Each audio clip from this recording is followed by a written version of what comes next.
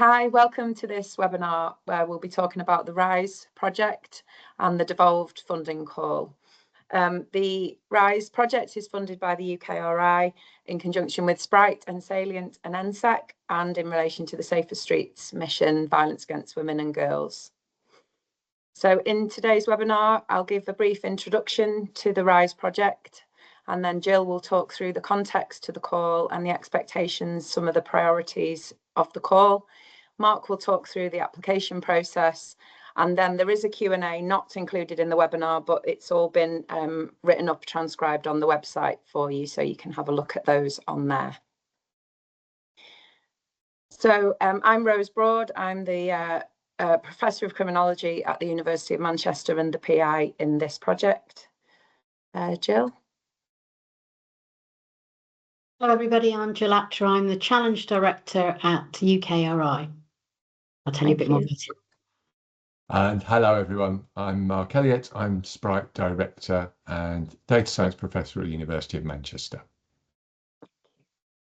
So we'll have a look at the RISE project. So as many of you I'm sure will be aware of, VAWG remains a widespread and underreported problem in private spaces, in public spaces and in online spaces.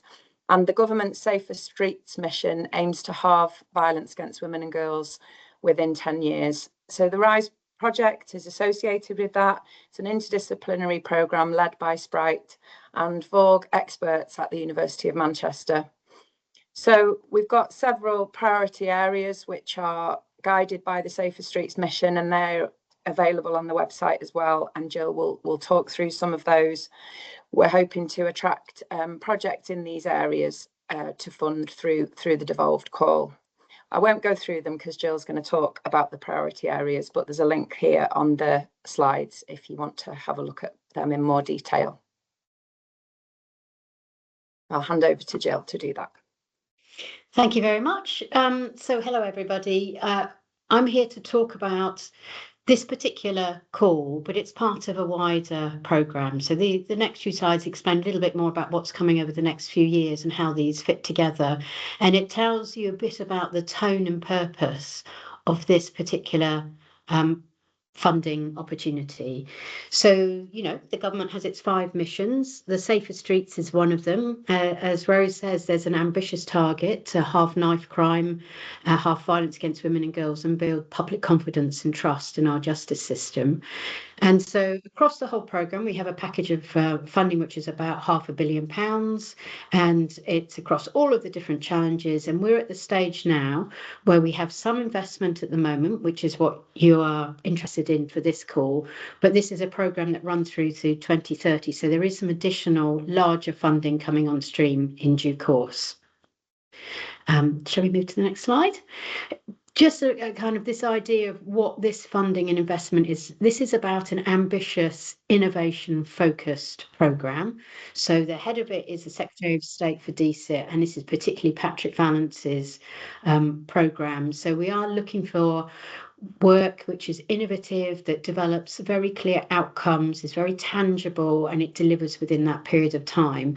So this slide just tells you the sort of 4 things that are important about the way that we are working. So if you can bear these in mind when you're thinking about what you might be interested in suggesting as a proposal. The first is we are working on a set of problems that have been generated by government itself. So working across 11 different departments at the moment to try and clarify what are the most significant problems that would have the greatest impact for them in terms of R&D. And what that also means is those government departments have to own the pull through. So if we're doing a piece of work, could we just slip back one? Sorry. That's a problem. If we're doing some problem-driven piece of work, that means that department will be paying attention to the outcomes from your research and your development work, because they should be investing in supporting its future application and potential development into the future. So problem-driven, government very closely aligned. The second that we are looking at very practical things that will make a tangible difference in the next few years. So what that suggests is if you're looking at something, you're thinking about a proposal that might be about a theoretical idea or a framework, that's much less likely to be of interest to us, because we want to see things that are very clearly delivering a solution or potential to deliver a solution or reduce a barrier or give us some unique insight that translates into something very practical and tangible. We are, it's quite a large challenge for us, but we are being asked to try to add to our £500 million investment across all of the programmes, how we then leverage further investment. So in the violence against women and girls area, of course, we're talking to philanthropic investors to see if we can bring in some more funding, but you yourself might have ways in which you could bring in additional resource potentially. That might be in terms of skills or experience or some time of a partner or some resources like facilities or other things. You know, we can be a little bit creative over this, but particularly interested in partnerships which bring something extra into it so that we can show the overall investment is more than that original start point. And then the last thing, and again, I'm talking about the programme as a whole as well, but the principles are still really helpful for us in terms of making a decision for this pot of funding, is that we're looking for things that will be agile and flexible, which means going forward, if something is powerful and promising and it looks really good, then we'll want to continue to support it. But we will pivot money away from things if we just discovering they're not working, they're not going to deliver, and we need to build and focus our approach. So that a bit of agility and ability to adapt and iterate as we go is what this programme has been set up to do. There was very happily another slide that colleagues were just about to show you, and this kind of shows you where we're at. We haven't launched the overall challenge yet, so we're in this sort of early stage, which is why I'm going to talk to you about areas of interest to us rather than specifically what has formally been announced. But I'll give you a flavour of the sorts of things that we're thinking about that are most likely to be part of this longer-term programme. So that's, I think we talked through that, so I'm going to move to the next one. And this is where we're at, our current thinking of what might look like where we're going to invest into the next few years. And this is obviously reflecting in December the Freedom from Violence and Abuse strategy that you came out. So it's aligning with that. It's aligning with the overall idea about creating a much larger What Works programme for violence against women and girls, which the Evaluation Task Force and Number 10 are thinking about. And what we'll be looking at longer term and interested in again for what we can do in the next few months with this funding is two things. One is supporting a national evidence resource. We don't know what that will look like, but we know that there are some critical gaps in knowledge that would actually create a barrier to innovation and to outcomes, and also very much tangible testing innovations and solutions. So real things are happening in the now. What can we learn about those that we can potentially build and extend their impact or bring in something new and innovative in that space? So the final slide just tells you about some of the areas that we are particularly interested in. This isn't totally nailed down and agreed yet, so do come back and pay attention to the formal announcement when it comes out, and we can keep in touch with you about that. But these are the things that are currently looking like they may be the areas that we're particularly interested in. So we're thinking about these, I think. First one is, they're all quite broad, but thinking in that terms of something tangible, evidence, technical, logical and behavioural interventions. Number one is about understanding kind of the early years and what might be the protective factors for children and young people for both victimisation and perpetration risks. So how do I identify them and how can we enhance protective factors? So that's likely to be an area that we are thinking about. It will be confirmed later in the announcement, which should be this month in March. Safety in online and public spaces, another area of interest. So that's online harms and harms in all sorts of different places. How do we reduce those particular types of incidents of harm? Then the next area is economic abuse. So understanding what that is, how we might prevent it, detect it and disrupt it. potentially how we support people who've experienced economic abuse to kind of get back into a healthy, happy life.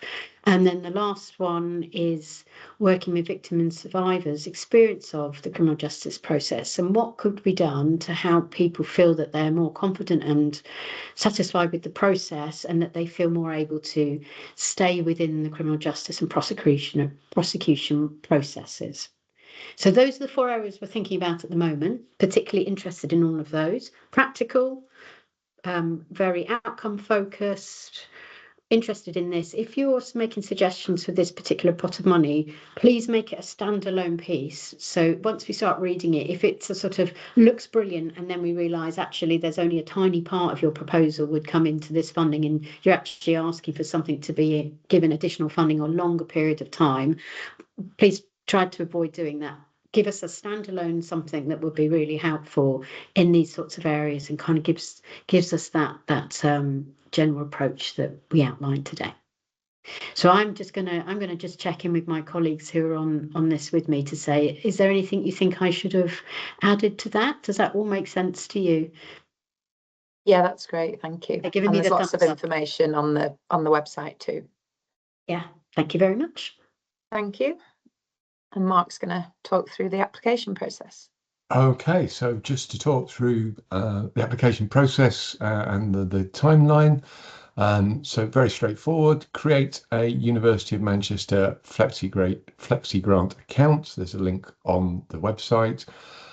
Submit your application via the Flexi Grant portal. Talk about the details of what that will be in a moment. Our assessment panel will then evaluate fairly rapidly each application, and if successful, you will then receive an award letter. Next slide, please. Okay, so this is what's going to be on the application. It's very familiar by now, I assume, with the new UKRI format. We have adopted that for this purpose. And you see the usual sections of title and project summary and an indication of project duration, which is very restricted under this particular call, and then details of the applicants. Resources and costs, including standard justification of resources section, and a list of any project partners you have for your project. So then the vision and approach, again, it's fairly standard, but it's quite short, 500 words for each of those, recognizing the smallness of the projects, and then the standard applicant team capability to deliver the project in that section 5, and the ethics and responsible research and innovation to finish off. So the application process has already started a couple of weeks ago. Applications will close on Monday, the 16th of March, just in 2 weeks at the time of recording. Outcomes and letters will be provided by the 27th of March. We will have a fairly tight turnaround ourselves to get all the applications reviewed and the panel session held. And the expected earliest start date, therefore, is the 13th of April. So it gives you a little bit of time between when you'll receive an award letter and the potential start date. You don't have to start on the 13th of April, but that's the earliest we envisage. And then there will be attendance at an in-person innovation forum on the 2nd and 3rd of Manchester. This is an agenda building, and it refers to that larger agenda for this topic that Jill was talking about earlier on, thinking about how you might want to extend, grow, and how you might connect with other people working in this very important space. It's expected that one member of each project team will attend this. It doesn't have to be the PI, but obviously that would be the obvious person. The latest end date will be the 1st of September. There will be no extensions available. Projects that are unable to complete by the 1st of September, we will not be awarding extensions. Final project report submitted to us, SPRITE, by the 30th of September. And then there will also be a showcase event online, which award holders or their delegates will be expected to present their findings at. Okay, I think that's the last slide for me. So Q&A. So there is information on the original webinar Q&A on our website, and feel free to reach out to us via the usual channels.